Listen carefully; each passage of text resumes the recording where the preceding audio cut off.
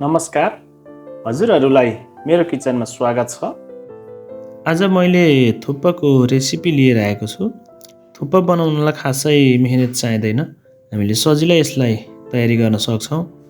र थुक्पा चाहिँ हामीले विभिन्न प्रकारको बनाउन सक्छौँ।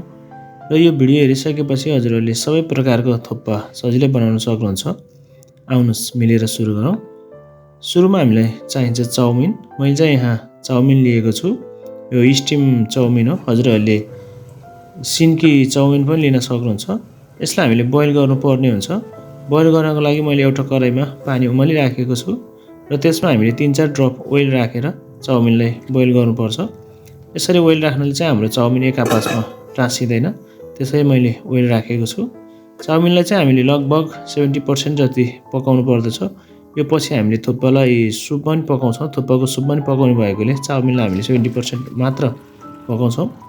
र यसलाई हामीले अब एउटा जालीमा राखेर तार्नुपर्छ। र यसको कुकिङ प्रोसेस स्टप गर्नको लागि चाहिँ हामीले चिसो पानी राख्नुपर्छ।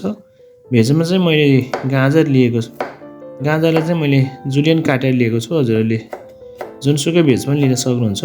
भेज चाहिँ यही चाहिन्छ भन्नु छैन। आफूसँग जे उपलब्ध छ हामीले त्यही भेज राखेर थुक्पालाई तयारी गर्न सक्छौँ।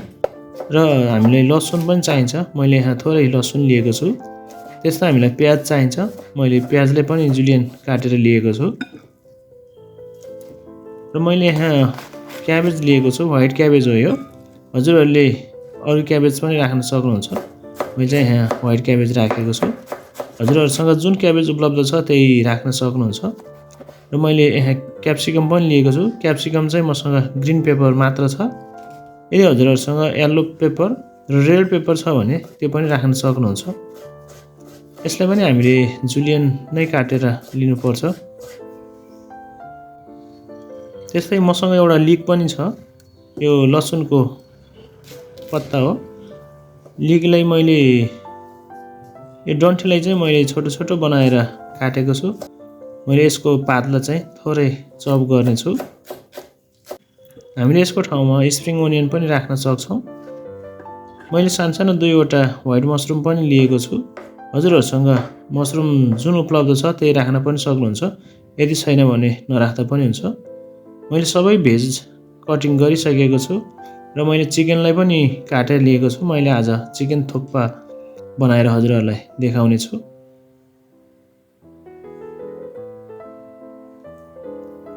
चिकनको ठाउँमा चाहिँ हजुरहरूले आफूलाई जुन मिट मनपर्छ त्यो मिट हजुरहरूले राख्न सक्नुहुन्छ। मैले चाहिँ यहाँ चिकन राखेको छु।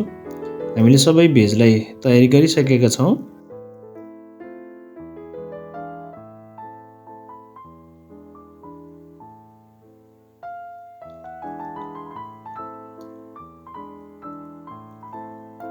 अब मैले फेरि एउटा कराई बसालेको छु र कराईमा मैले लगभग 1 चम्मच जति तेल राखेर अघि चप गरिराखेको लसुनलाई फ्राई गर्नेछु।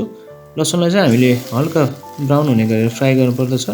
त्यसपछि हामीले चिकन राखेर चिकनलाई पनि स्यालो फ्राई गर्छौँ। त्यसपछि हामीले अघि काटिराखेको जुलियन प्याज र क्याप्सिकमलाई पनि यसमा एड गरेर हामीले यसलाई पनि केही बेर सौते गर्नुपर्दछ। त्यसपछि हजुरहरूले आवश्यकता अनुसार यसमा पानी राख्न सक्नुहुन्छ। हजुरहरूले कतिजनालाई थुक्पा बनाउँदै हुनुहुन्छ त्यही अनुसार सबै इन्ग्रिडियन्ट्स पनि तयारी गरेर पानी पनि त्यही अनुसार राख्नु होला। अब हामीले स्वादअनुसार नुन राखौँ। मरिचको पाउडर पनि मैले यसमा राखेको छु। मैले थोरै एमएसजी पनि यसमा राखेको छु।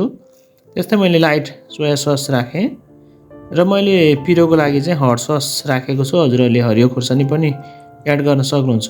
र भेज मैले अब यसमा क्रमशःसँग भेज राख्नेछु।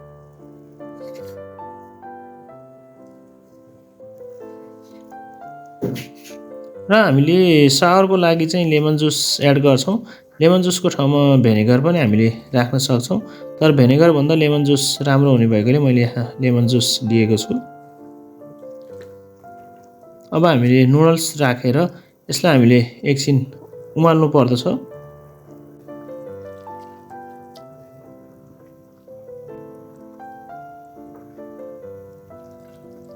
सबै राखिसकेपछि हामीले यसलाई एकचोटि राम्रोसँग मिक्स गर्नुपर्छ। र मैले यसलाई एकचोटि कभर गरेर उमाल्ने छु।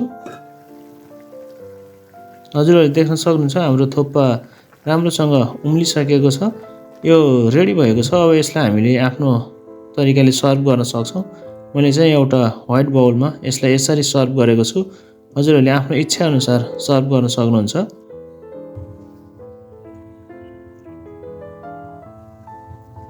अब चाहिँ हामीले थुक्पा फाइनल्ली रेडी भइसकेको छ। यसलाई अब हामीले खान सक्छौँ। हजुरहरूले साथीभाइहरू माझ सेयर गरेर आफ्नो फ्यामिलीहरूसँग चिसो मौसममा तातो थुक्पाको मजा लिनुहोला। हजुरहरूलाई आजको भिडियो कस्तो लाग्यो लाइक सेयर र कमेन्ट गर्नुहोला। आगामी दिनहरूमा पनि नयाँ भिडियोको साथ उपस्थित हुनेछु। त्यतिन्जेलसम्मको बिदा चाहन्छु। हस्त धन्यवाद। हजुरहरूको दिन शुभ रहोस्।